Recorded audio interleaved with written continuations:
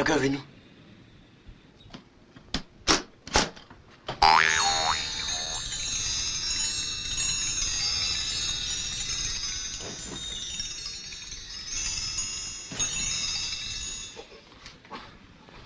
Nå, jeg ved ikke, på skiverne nu. Man kan ikke få sårene på skiverne, og det var nu. Vi tager chancen. Mennesker kommer og gør.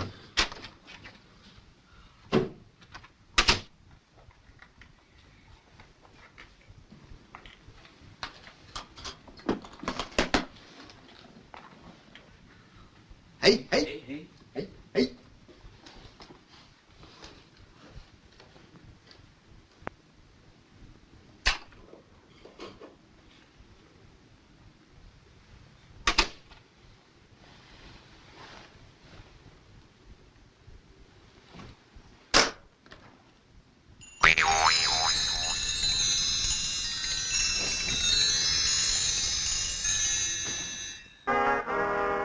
Altså, i alt 4.485.600 kroner. Ja.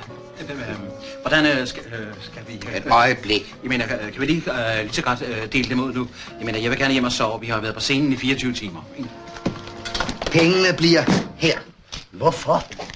Fordi, når folk kommer til mange penge, får de vaner, siger statistikken, bor på dyre hoteller, drikker champagne, forfalder til usædelighed og bliver snuppet af politiet. Nej, derfor gemmer vi pengene her i 6 måneder. Det går i hi, som det hedder. Så kan vi så småt begynde at leve livet. Vil du gerne vise mig mit værelse? Hvilket værelse? Jeg sover, hvor pengene er. Også her.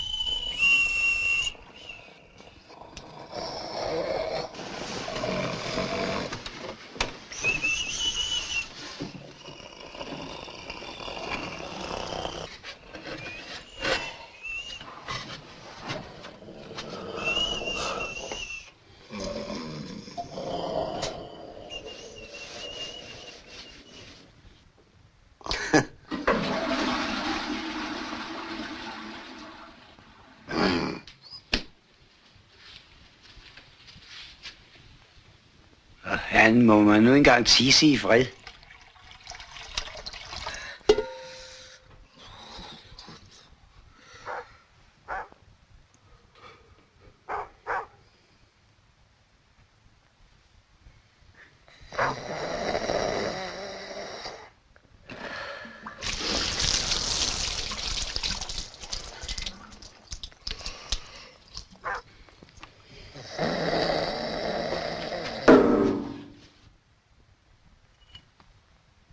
Det bliver ikke ved med at gå på den her måde. Vi ender på en anstalt alle sammen. Depressioner eller nervesammenbrud eller hvad sådan noget kaldes det. Der er ikke noget ordentligt marmelade. Hvad vil du foreslå? Våbenstilstand for fanden, mand. I enhver kold krig er der altid en eller anden kraftidiot, der kommer til at trykke på knappen. Alfred. Okay. Jeg går ind for gensidig tillid. Hvad siger du, Hugo? Okay. Men jeg vil ikke vaske op. Mine herrer, en skål for et dejligt samarbejde om delingen af 4,5 millioner kroner. Mine herrer, tak for et dejligt samarbejde.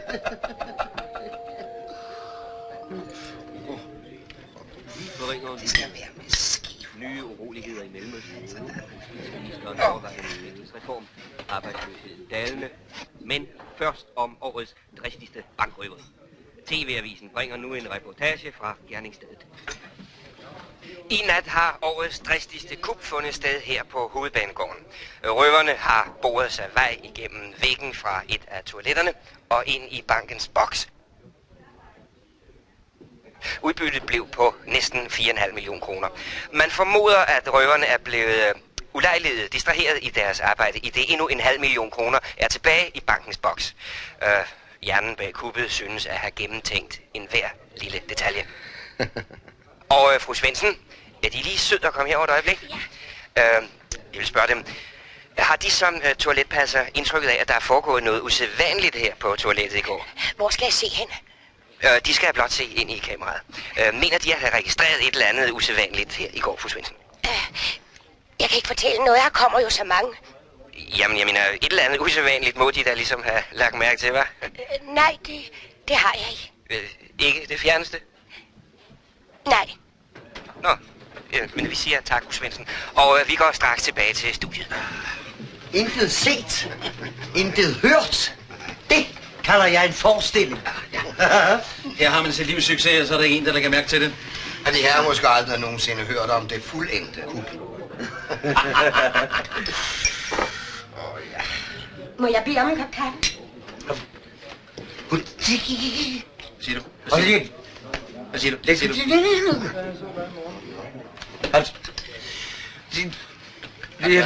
Yes.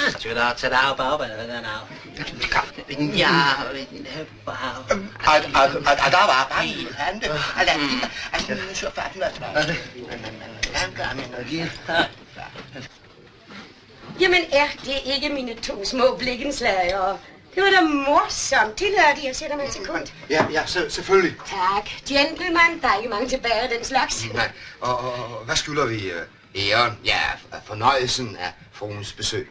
Vil de tænke dem? Der har været indbrud på mit toilet i nat.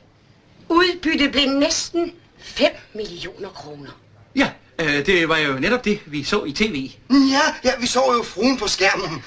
Men så vidt jeg forstod på det hele, så var der ikke nogen spor at gå efter. Og de selv, de så jo ikke noget. Vel?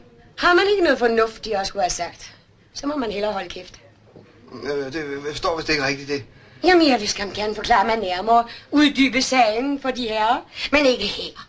Nej, ved de hvad? Skal vi ikke mødes på deres bopæl? Så snakker vi meget hyggeligere sammen. Hvad med, skal vi sige klokken 18? Vil det passe dem? Vi bor... Tak. Jeg kender adressen. Til et lille stykke mad i al beskedenhed, selvfølgelig. Ja, bare lidt på en underkop, som jeg plejer. Det vil jeg se frem til. På gensyn, de her.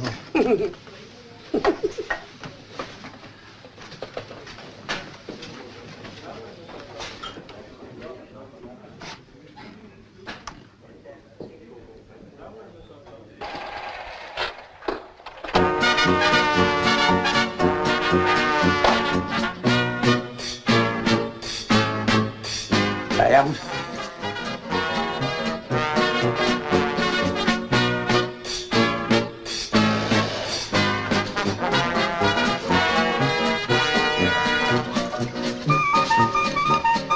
Ja, fruen elskværdig at løfte armen. Tak. Værsgo.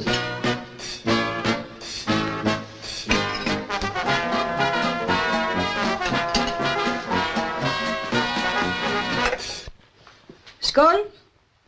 Tillykke med os.